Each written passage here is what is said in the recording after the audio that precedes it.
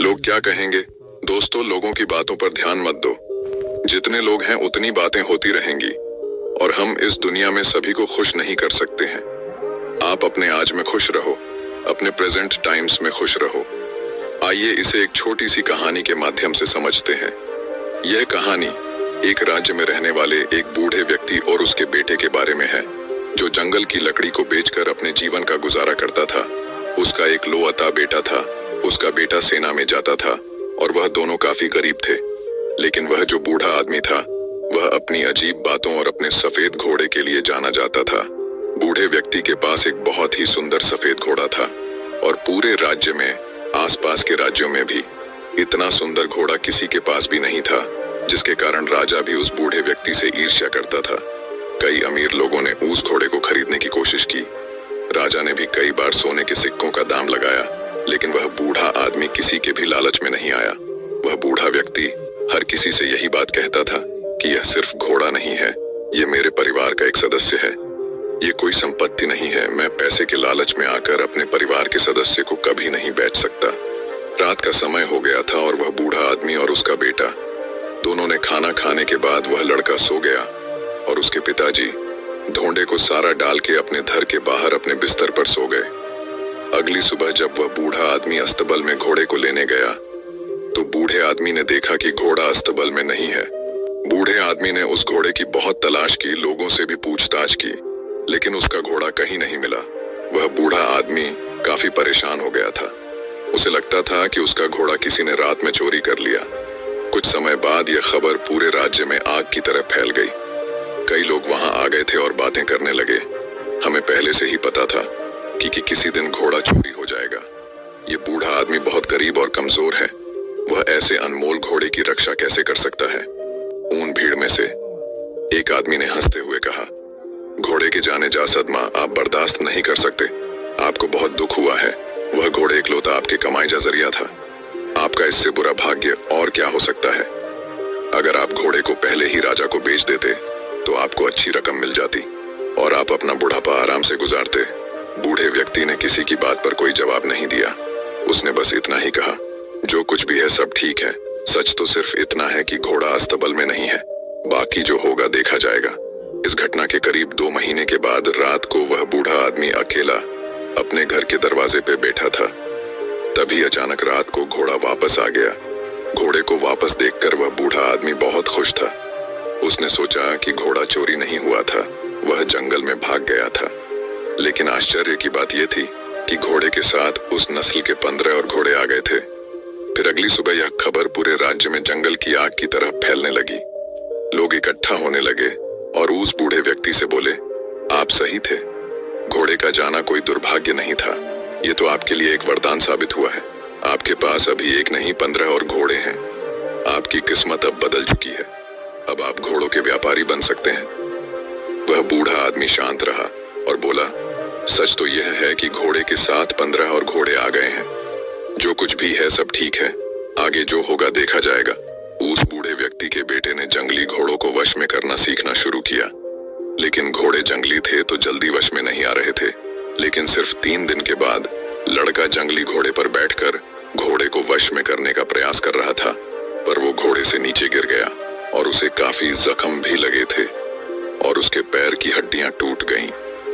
बूढ़े व्यक्ति ने देखा कि उसका बेटा नीचे गिरा पड़ा और वो दर्द से चिल्ला रहा। और फिर कुछ लोग उसे वेद जी के पास ले गए। लोग फिर इकट्ठे हुए और दुखी होकर बोले, आपके साथ बहुत बुरी चीजें हुई हैं। 15 घोड़े मिलना कोई आशीर्वाद नहीं था, बल्कि अभिशाप था। आपके इकलौते बेटे का पैर टूट चुका है। अब उसकी शादी कैसे होगी? गरीब आदमी बदकिस्मत है। लेकिन वह बूढ़ा आदमी लोगों की बातों से प्रभावित नहीं हुआ। उस बूढ़े आदमी ने कहा, सच तो यह है कि बेटे ने एक पैर खो दिया है। यह भी सच है कि अब मुझे उसके बुढ़ापे में उसकी मदद करनी होगी। लेकिन जो कुछ भी है सब ठीक है। आगे जो होगा देखा जाएगा। कुछ समय बाद राजा के पड़ोसी दुश्मनों ने एक विशाल सेना के साथ राज्य पर हमला कर दिया। সালাম ও নমস্কার আপনাদের সকলকে। আমি অনলাইন ট্রেডিং এর মাধ্যমে টাকা রোজগার করি এক্সপার্ট অপশনের সাথে। আসুন দেখাই আপনাকে কিভাবে। প্রথমে আপনি বিনামূল্যে। राजा को अपने सेना को तैयार करने का भी समय नहीं मिला। राजा की सेना अचानक हुए हमले के कारण कमजोर पड़ने लगी। इसलिए राज्य के सभी युवाओं को भी न चाहते हुए जबरदस्ती सेना में ले लिया गया। राजा और उसकी प्रजा युद्ध दुश्मन का सामना कर रहे और दूसरी तरफ लेकिन उस बूढ़े आदमी का बेटा बच गया, क्योंकि वह लंगड़ा था। लोग रोते हुए बूढ़े आदमी के घर जमा होने लगे। लोगों ने उनसे कहा, आप सही थे, आपके बेटे का टूटा हुआ पैर आपके लिए आशीर्वाद साबित हुआ है। उसे युद्ध में नहीं जाना पड़ा, लेकिन हम सभी बहुत परेशान हैं। हमारे बच्चे अब चले गए हैं। हमें नहीं पता कि वे युद्ध से वापस आएंगे या नहीं। हम सभी जानते हैं कि आप सुख और दुख में एक से रहते हैं, लेकिन आप यह कर कैसे लेते हैं? बूढ़े व्यक्ति ने कहा, सबसे पहले सच को समझो। सच सिर्फ इतना है कि तुम्हारे बेटे मातृभूमि की सेवा करने गए हैं। शायद यह तुम्हारी इच्छा नहीं थी, फिर भी वे चले गए। यह दुर्भाग्य है या सौभाग्य, कोई नहीं जानता। वह आगे बोला, जब तक आप लोग चीजों को अच्छा या बुरा कहने की आदत नहीं छोड़ेंगे, तब तक आप परेशान होते रहेंगे। भाग्य की देखभाल क्यों करनी है? अगर करना ही है तो अपने कार्यों का ध्यान रखें, अपने विचारों का ध्यान रखें और खुशी से जीवन जीते रहें। लाभ हानि भाग्य, यह जीवन के छोटे से छोटे हिस्से हैं।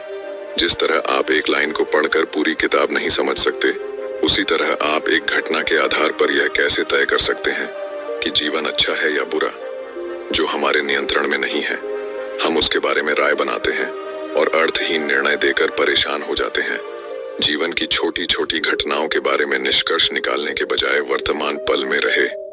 जीवन इसी वर्तमान में है। खुश रहे और अपना काम करते रहे।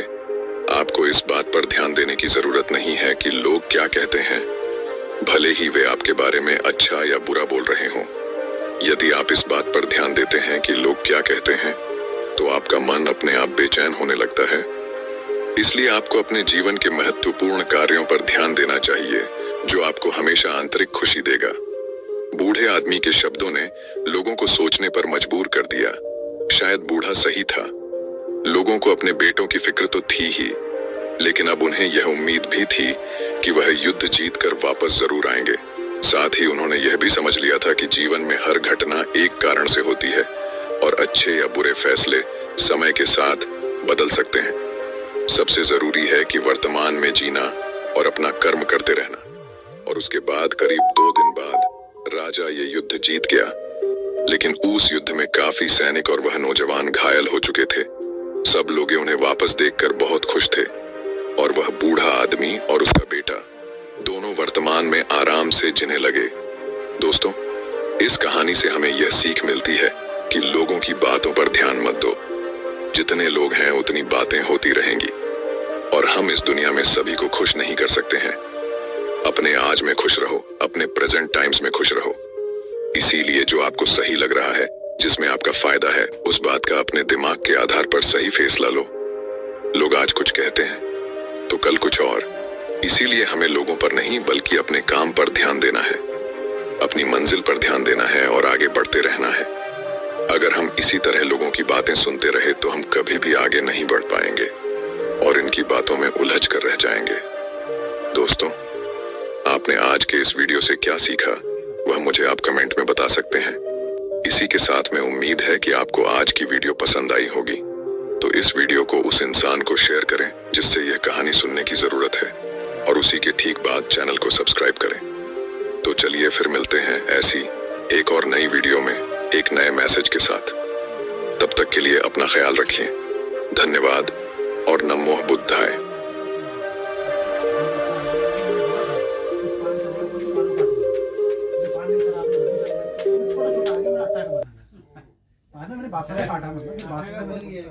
मैं रंग नहीं बाती नहीं दाल फेंकता ना।